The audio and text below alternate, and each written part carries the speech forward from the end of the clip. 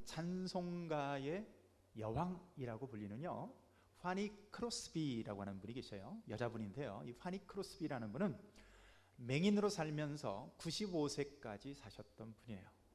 자, 이분이 자그마치 9,000여 개의 찬송시를 작곡을 합니다. 야, 정말 복음 찬송가의 정말 여왕이라고 할 수만 하죠. 근데 인간적으로 보면 굉장히 불행한 일들을 정말 많이 당했던 분이 바로 이 파니 크로스비입니다. 본래 그녀의 집안은 영국에서 아주 전통적인 청교도 집안으로서 아주 훌륭한 청교도 신앙을 갖고 그녀는 태어났습니다. 그 유명한 미국의 하버드 대학교를 아시지 않습니까? 그 하버드 대학교를 창설한 설립자 중에 한 분이 그의 가문의 조상 가운데 있을 정도로 아주 훌륭한 신앙의 전통 가운데 태어나신 분이에요. 그런데 이 여인은, 이 파니 크로스비가 생후 6개월 되었을 때 단순한 좀 눈병이 있었습니다. 그래서 의사한테 찾아갔는데 의사가 쓰지 말아야 할 실수로 약물을 눈에다 넣어버렸습니다. 그래가지고 참 멀쩡한 애가 그 의사의 실수로 인해서 한평생 눈을 보지 못하는 맹인이 되고 말았던 것이죠. 동네 사람들은 당장 그 의사를 쫓아가서 처벌해야 된다고 난리를 쳤는데 그 사람 지난밤에 야반도주에서 도망가고 없습니다. 네, 여러분, 이 크로스비의 가정은 굉장히 경제적으로 가난했던 가정이었는데, 자, 그럼에도 불구하고 그 할머니가요, 눈을 보지 못하는 이 크로스비를 위해서 저녁마다 이렇게 성경 이야기를 귀에다 들려주고 또 그의 머리맡에 손을 얹고 늘 기도를 해주셨다는 거예요.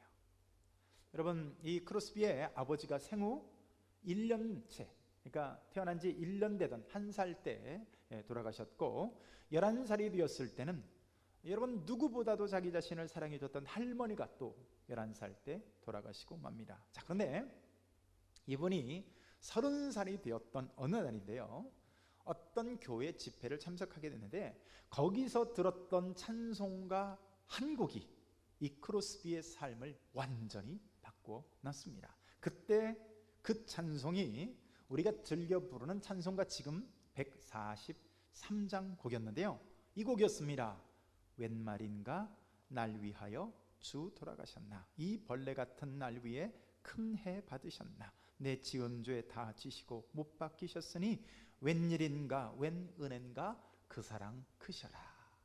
자, 파니 크로스비가 이 찬송을 듣는데 이 찬송이 가슴을 막 파고드는 거예요. 놀랍게도 그 찬송가를 듣는 순간, 아, 주님이 날 위해 돌아가셨구나 라고 하는 이 사실이 믿어지기 시작한 겁니다. 그때 이 크로스비는 그 찬송가를 통해서요, 자신의 영이 열리는 경험을 했다고 합니다. 자신의 영이 열리는 경험. 그래서 뜨거운 눈물과 함께 그 가사에 있는 그 가사처럼 이 몸밖에 드릴 것 없어 이 몸 드립니다 라고 이렇게 크로스비가 하나님께 고백을 했다는데요. 자, 그렇게 은혜를 받고 나니까 크로스비가 그렇다면 나는 주님을 위해서 무엇을 할 수 있는가를 진지하게 고민을 했다고 합니다. 자, 눈도 보지 못하는 내가 할 수 있는 게 과연 무엇일까? 그런데 그것을 놓고 기도하는 중에 하나님께서 주시는 깨달음이 있더라는 거예요. 자, 어떤 깨달음이냐면, 얘야, 너에게는 아름다운 시를 지을 수 있는, 말할 수 있는 재능이 있잖아. 이 감동을 받은 거예요. 너는 아름다운 시를 쓸 수 있는 재능을 하나님이 주셨잖아. 그래서 그 자리에서 일어나서 찬송 가사를 작사하기 시작했는데, 첫 번째 지었던 시가 우리가 자주 부르는 자비한 주께서 부르시네 라는 곡이죠. 이 곡을 첫 번째로 지었다고 합니다. 한평생 그녀는요 9,000여 개가 넘는 찬송가를 작시를 하는데요, 우리가 부르고 있는 찬송가에 자그마치 이 크로스비의 찬송가 가사가 23곡이나 실려 있다는 사실을 여러분 아십니까? 그 유명한 찬송가 144장이죠.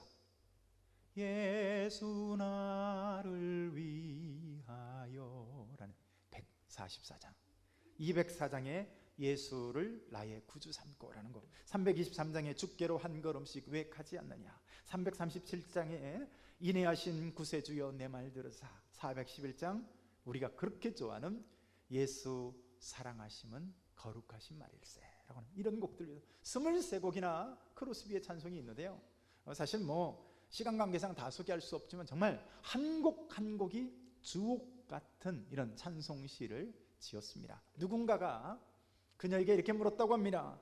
하나님께서 당신께 참 많은 은사를 주셨는데 거기에 한 가지만 더해서 당신의 두 눈을 볼 수 있게만 해주셨다면 얼마나 감사할까요? 자, 이 말에 크로스비가 이렇게 대답을 했다고 합니다. 만약 내가 태어났을 때 하나님께 한 가지 부탁을 할 수 있었다면 나는 아마 지금과 같이 맹인으로 태어나게 해달라고 간구했을 것입니다. 왜냐하면 그 놀라운 천국에서 뵙게 될 주님의 얼굴이 제가 태어나서 가장 첫 번째로 볼 수 있는 얼굴이길 원하기 때문입니다. 이해가 되세요? 무슨 말인지? 태어나서 두 눈으로 보는 첫 번째 얼굴이 주님의 얼굴이길 원해서 그녀는 맹인으로 태어나길 또 구할 것입니다 라고 하는 놀라운 고백을 한 거예요. 여러분, 오늘 우리가 했던 이 본문에도요, 역시 다윗의 노래가 기록되어져 있는데 어쩌면 이 노래가 다윗의 마지막 작품이었는지도 모르겠습니다. 여러분, 우리가 읽었던 1절을 보세요. 다윗이 다윗 자신을 소개하는데, 여러분 다윗 자신을 어떻게 소개합니까? 우리 1절 같이 한번 읽습니다. 시작. 이는 다윗의 마지막 말이라. 이새의 아들 다윗이 말하며 높이 세워진 자, 야곱의 하나님께로부터 기름 부음 받은 자, 이스라엘의 노래 잘하는 자가 말하노라. 자, 특이한 사실은 여기 자신을 어떻게 소개하고 있어요? 자신을 이스라엘의 노래 잘하는 자로 소개를 합니다. 여러분, 다윗은 음악적 실력이 아주 출중했던 사람이었어요.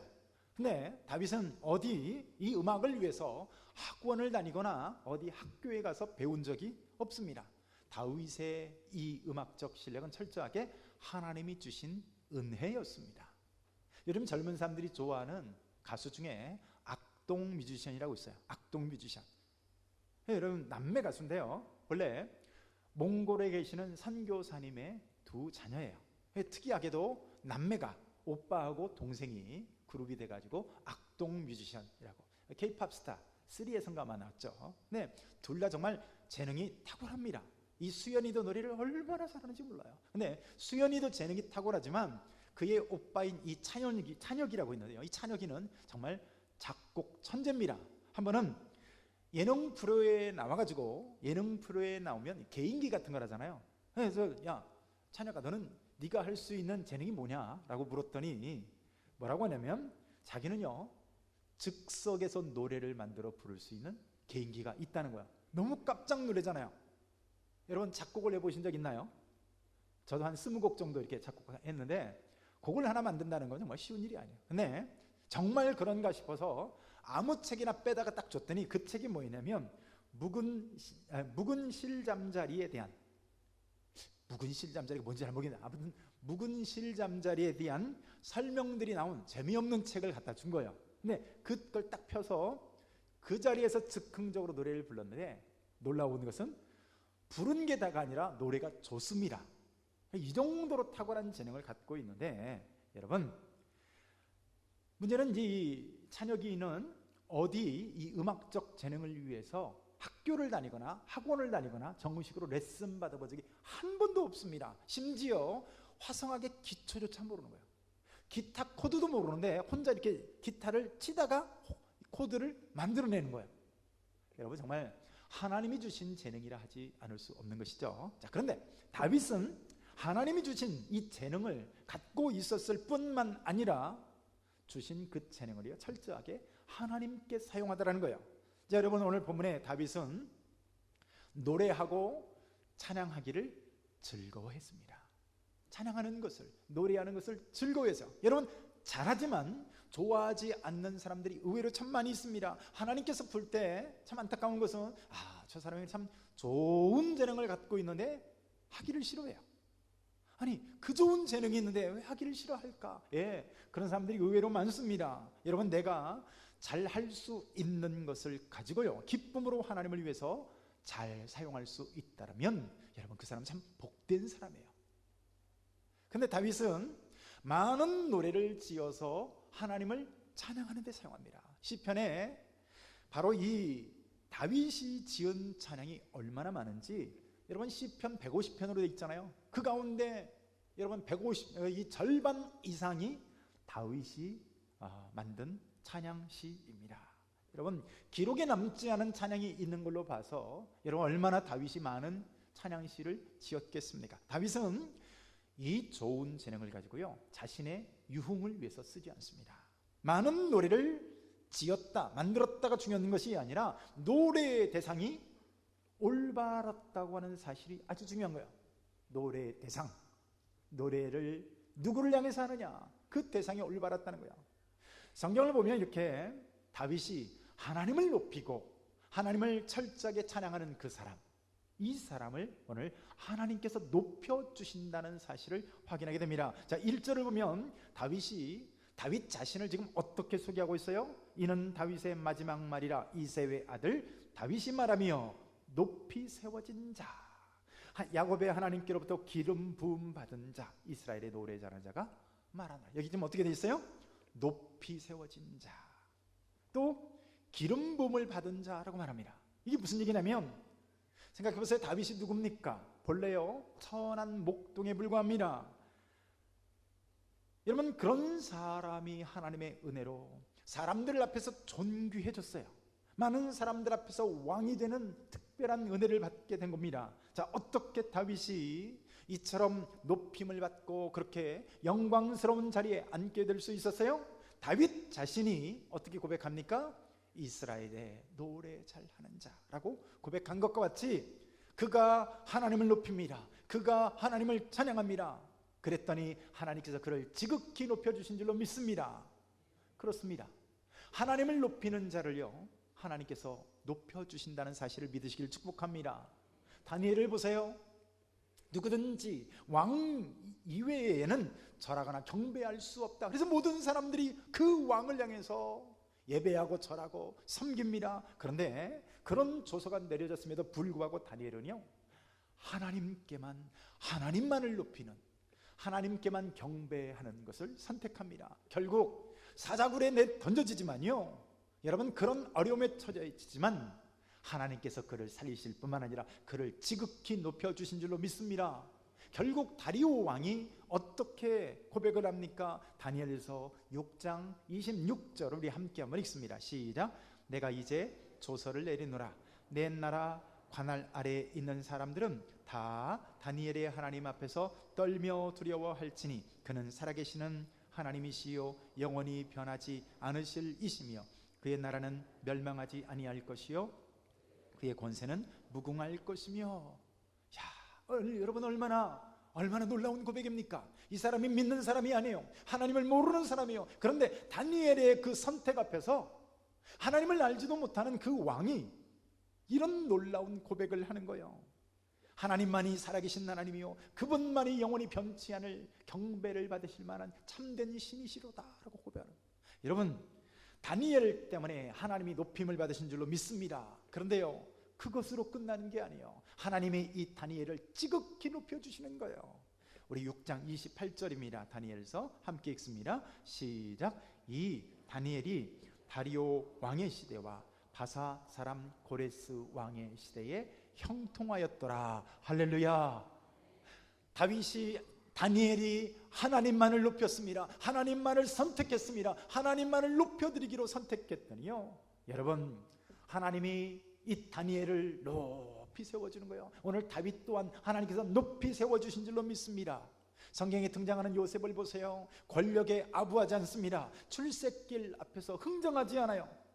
보디발 장군을 의식해가지고 거기에 그 사람 기쁨을 위해서 사는 것이 아니라 그의 부인이 와서 유혹할 때도 내가 어찌 하나님 앞에서 죄를 범하리요, 하나님만을 높이는 것을 선택해요. 그때 여러분, 바로 왕 역시, 요셉을 만났던 바로 왕도 역시 이런 고백을 합니다.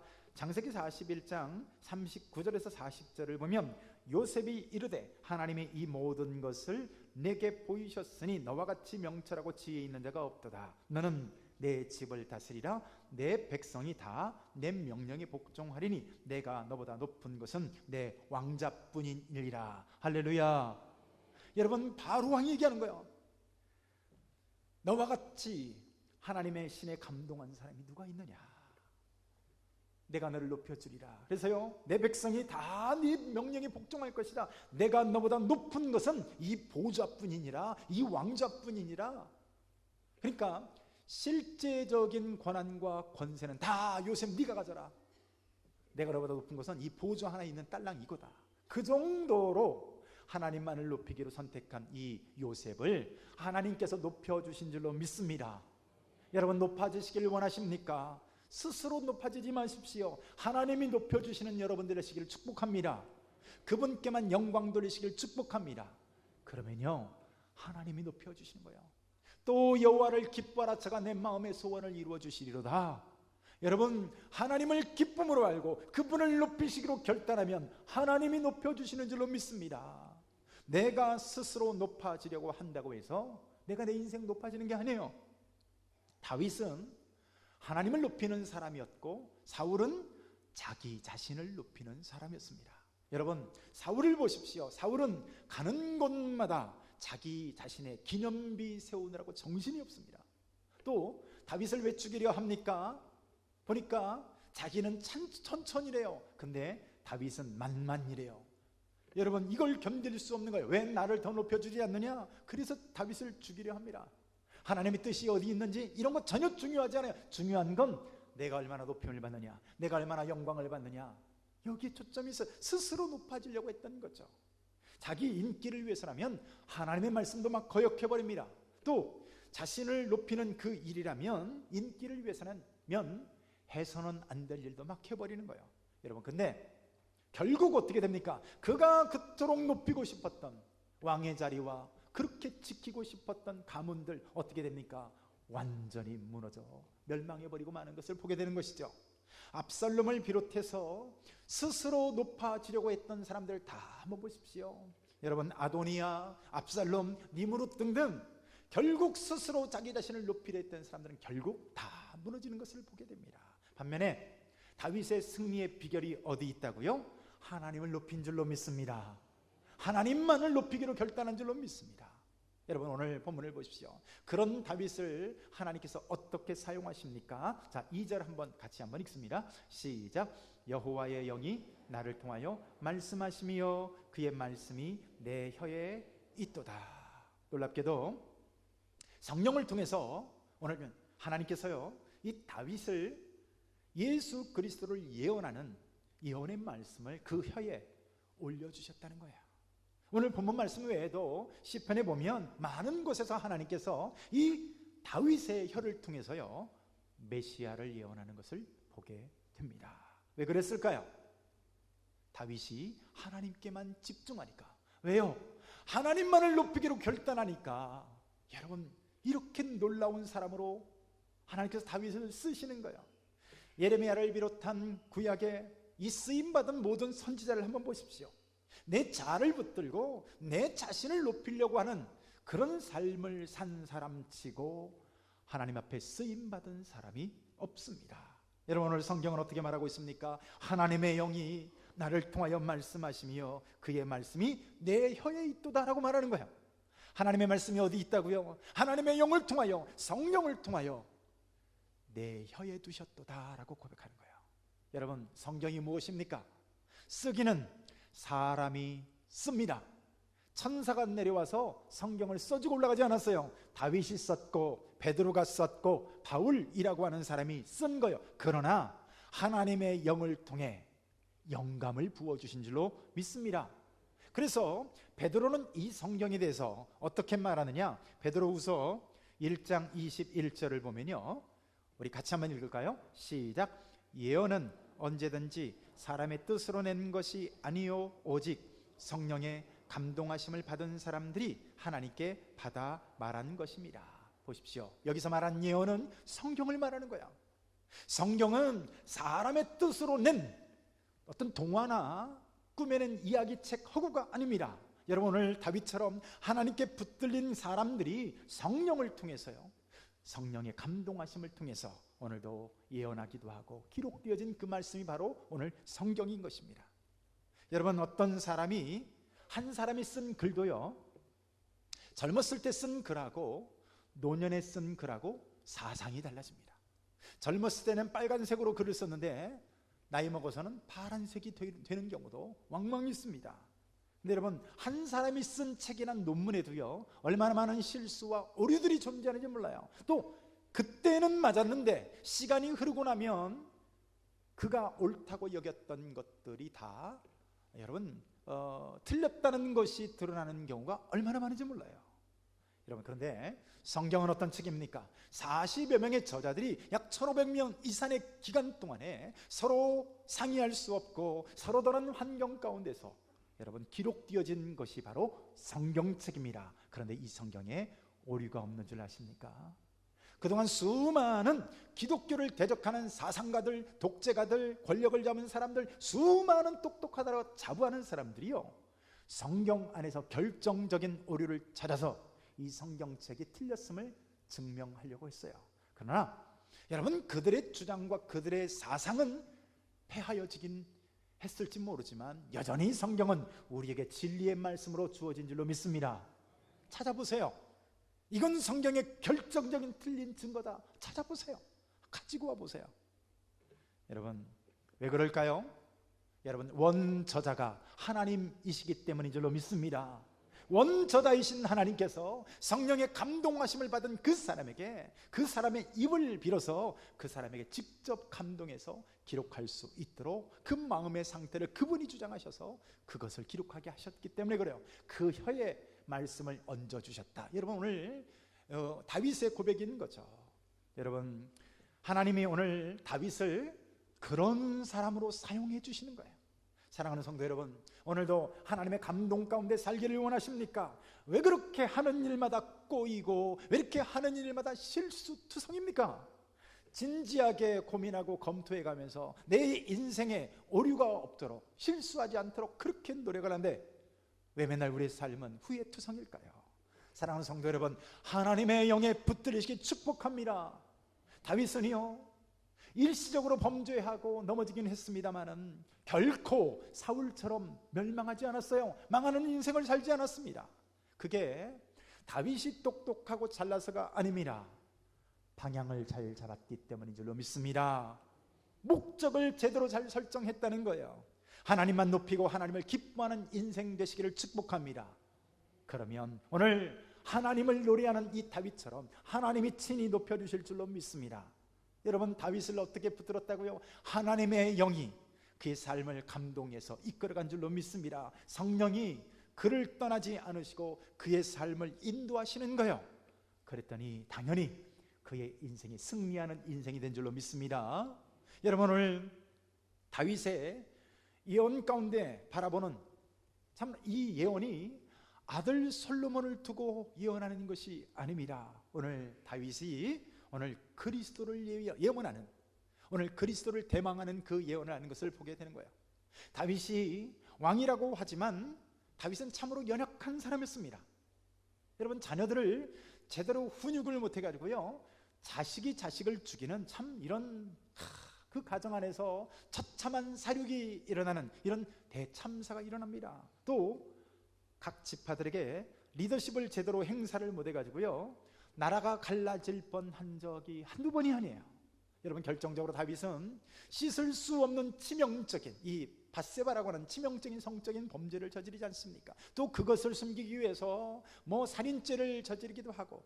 여러분, 다윗은 온전한 사람이 아니었어요. 다윗은 연약한 사람이었어요. 그래서 오히려 다윗은요, 그런 자기 자신을 볼 때마다 가슴을 쳤던 것입니다. 그런데 이렇게 자기 자신의 연약함을 보는 그 사람이 오늘 본문처럼 구원자를 요청하는 줄로 믿습니다. 구원자를 요청하는 거예요. 하나님, 나는 안 됩니다. 하나님, 제 힘으로는 안 됩니다.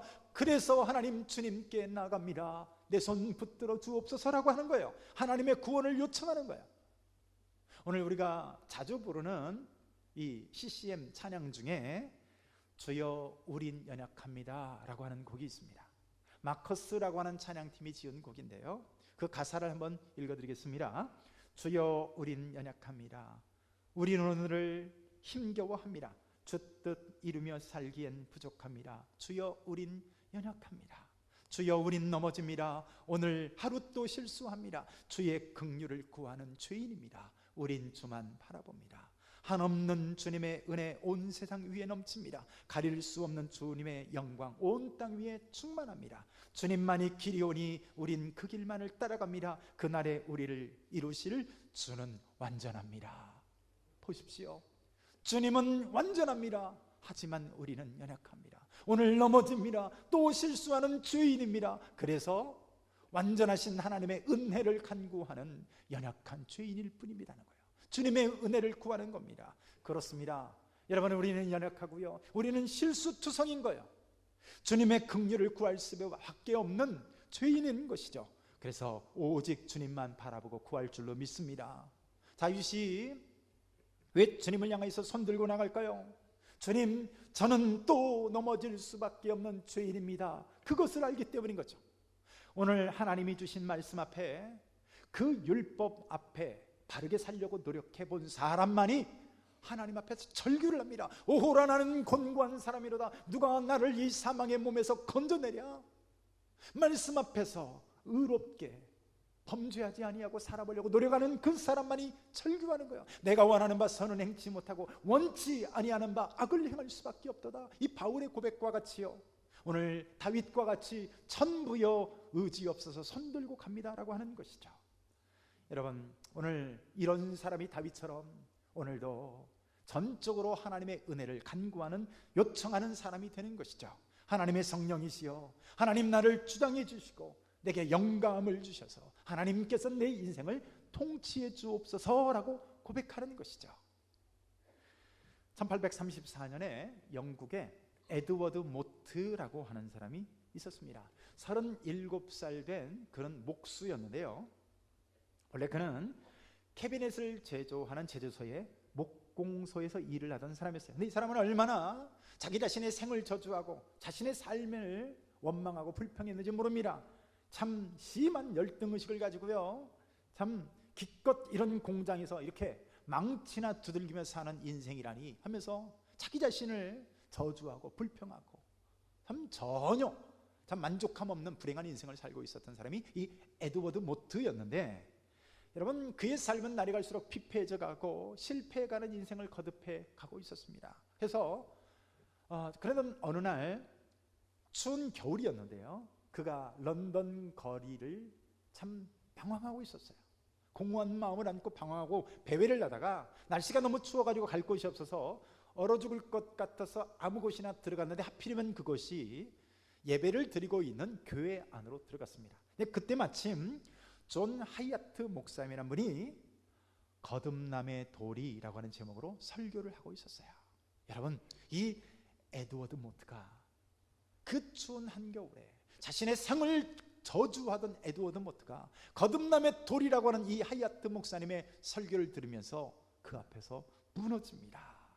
자신의 생을 저주하고 원망하던 사람이 하나님을 만나고요, 그 자리에서 철저한 회심을, 거듭남을 경험하게 되는 거예요. 여러분, 그리고요, 놀랍게도 그는 그날 저녁에 집에 가서 일기에다가 이렇게 썼습니다. 내 망치는 이제 노래하기 시작했다. 내 망치는 이제 춤을 춘다. 그리고 내 눈동자는 생기가 돌고 내 마음속에는 생수가 솟는다. 예수께서 내 마음에 오셨기 때문이다. 나는 거듭났도다. 할렐루야. 여러분, 이렇게 자기 자신의 절망을 보는 사람이 구원자 그리스도를 요청하게 되는 거예요. 13, 14년간을 도박으로 인생을 탕진한 기독교 중독 상담연구소에 윤성필 소장이란 분이 간증을 하는데요, MC가 묻습니다. 당신에게 있어서 하나님은 어떤 분이십니까? 라고 물었더니요, 여러분 1초도 주저하지 않고 대답을 하는데, 하나님은 제 호흡과 같으신 분입니다 라고 고백하는 거예요. 여러분, 그 말 앞에 제가 얼마나 감동을 받았는지 몰라요. 하나님이 어떤 분이십니까? 라고 묻는데요, 하나님은 제 호흡과 같으신 분이래요. 다윗처럼 자신의 연약함을 보는 사람이 구원자를 요청하는 거예요. 하나님 도와주세요. 하나님 살려주세요. 여러분, 13, 14년간을 도박으로 모든 것을 다 탕진하고 가정이 깨질 뻔하고 마지막 인생의 끝자락에서 만난 그 하나님께요, 하나님 도와주세요 라고 나가는 거죠. 아까 그 에드워드 모트가 그렇게 인생의 거듭남을 경험한 이후에 불평하던 인생이 감사와 찬양으로 바뀌게 되니까 그의 삶이 변했습니다. 실패해가고 피폐해져가고 하는 일들마다 꼬였던 그의 인생이요, 사업이 확장되기 시작합니다. 맨날 내 인생에 이게 뭐야 라고 했던 그 삶에 여러분 결실이 맺어지기 시작합니다. 여러분, 얼마나 풍성해졌는지. 근데 여러분, 그런 하나님의 놀라운 은혜에 감격하던 그가 한 15년 정도 지난 뒤에 55세가 되던 해에 여러분 전 재산을 하나님께 다 드리고요, 그가 목사님으로 변화된 줄로 믿습니다. 목사님이 된 줄로 믿습니다. 그리고 그가 안수 받는 날, 목사 안수를 받는 날, 다음과 같은 찬송을 지어서 하나님께 찬송을 했습니다. 이 몸의 소망 무언가 우리 주 예수뿐일세. 우리 주 예수 밖에는 믿을 이 아주 없도다. 굳건한 반석이시니 그 위에 내가 서리라. 그 위에 내가 서리라. 할렐루야.